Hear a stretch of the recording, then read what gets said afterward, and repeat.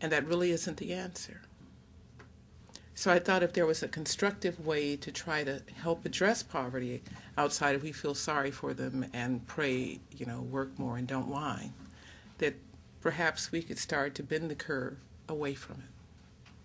So I was perfectly prepared to try to do what I could do, not having any answers, but certainly wanting to expend the energy. Many people who are attracted to Acorn are attracted for that reason. They are not people trying to overthrow the country, nor do they have any hidden agenda. Most of them have absolutely no agenda. They just see something wrong, and they're trying the best way they know how to fix it. You have to start from that premise, because if you start from any other premise, you paint them into people they are not and cannot be. So once I saw that there was something wrong, what I disliked was the model of Acorn. The model of Acorn were all of these poor, poorly educated, poorly spoken people railing against the powers that be without understanding of what it was. And some of the people in Acorn are well educated.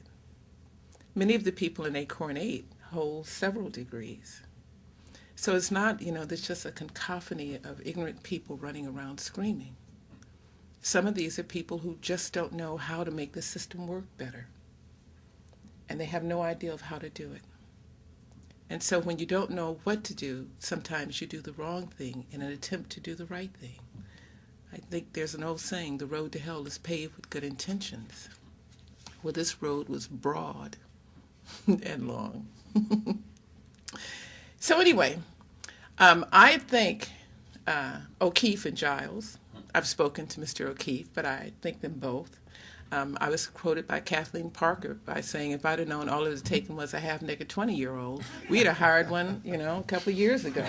We got this show on the road.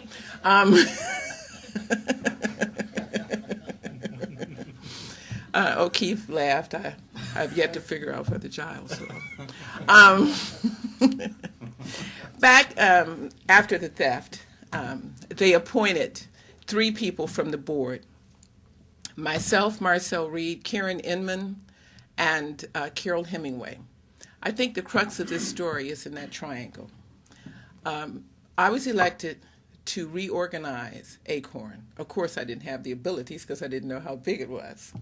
But that was what my title was. I was there to reorganize Acorn. Karen Inman was there to look at the legal aspects of Acorn because she sat on the board and never said anything, but she's an attorney barred in 3 or 4 states. And then there was Carol Hemingway. The reason that this story is so important is you have to understand that of the 3 of us, we were supposed to take the organization and start to do an investigation of what had happened with the theft. And after most thefts, there's automatically a forensic audit. You want to find out who stole the money. Did anyone else steal the money? If so, are there certain procedures that you should put in place to prevent this from occurring again? When we went out, after the board had told us to hire experts who could perform these tasks for us, I went to one of the large accounting firms in the U.S. and asked them to perform this function. Well, large accounting firms, after Arthur Andersen, have an investigative branch. I don't know the name for it, perhaps some of you do, that actually look at a case before they take it, because after Enron, they don't want to be burnt. They took a look at Acorn and said, no, we don't know what you are. We're not touching you. So Karen and Inman and I went ahead and started to file suit. We filed for temporary injunction, and we wanted injunctive relief to find out what was going on within the organization. Of the 3 of us appointed to do this, 2 of us joined on to that suit. The 3rd was promoted to the treasurer of Acorn. They were over finance. Karen was over legal, and I was over organizational development. We always say that if the 3rd leg had done their job, we wouldn't be here today. I was not charged with looking into finances. They were.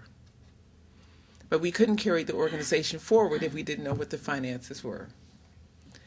It just entered is, Charles Turner, when everyone talks about Acorn being a shell game, he is the person who came up with that saying.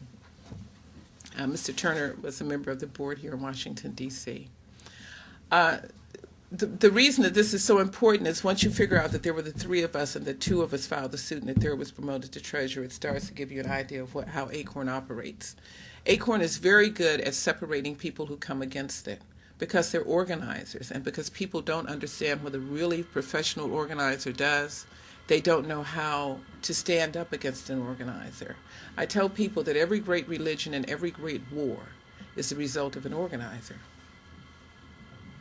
If you don't understand how powerful they are and how they do what they do, then you have no way possible of understanding how to stop it. What organizers do is that they turn people's already prejudices or opinions into something that they can galvanize and use. Recently, you see that as tea parties. That's organizing efforts. So with us, we filed suit on August 11, 2008 in New Orleans. We filed to take a look at the books because we found out about CCI. Prior to Karen Inman and myself filing that suit, in the history of Acorn, no one had ever figured out how they were handling the money. No one had ever figured that out. We figured that out because we discovered what CCI was. And CCI was a clearinghouse where all of the money came in and then the money was partitioned out any way it wanted to be. The reason why checks are written to everyone except Acorn is that Acorn is not tax exempt. Acorn is a 501c4 that pays taxes. I understand through research there are only 2 corporations in the United States set up as Acorn is. And I don't know the name of the other one. So with Acorn, they set up a number of nonprofits, a number of for-profits, and then they have this huge thing called Acorn that really is just a paper corporation. So Acorn invites fire and invites lawsuits because once you start to probe, there's nothing you can get your hands on. It's just paper. So it's structured brilliantly. The next thing you need to know about Acorn and the way that it's structured is that the people who structured Acorn are geniuses when it comes to corporate law.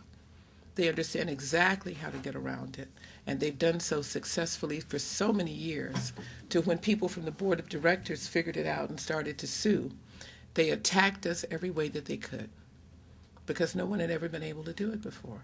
No one ever had known how Acorn was set up.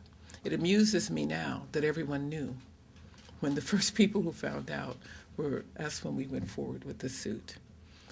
The reason that that is so important is because Acorn Housing on paper is not Acorn.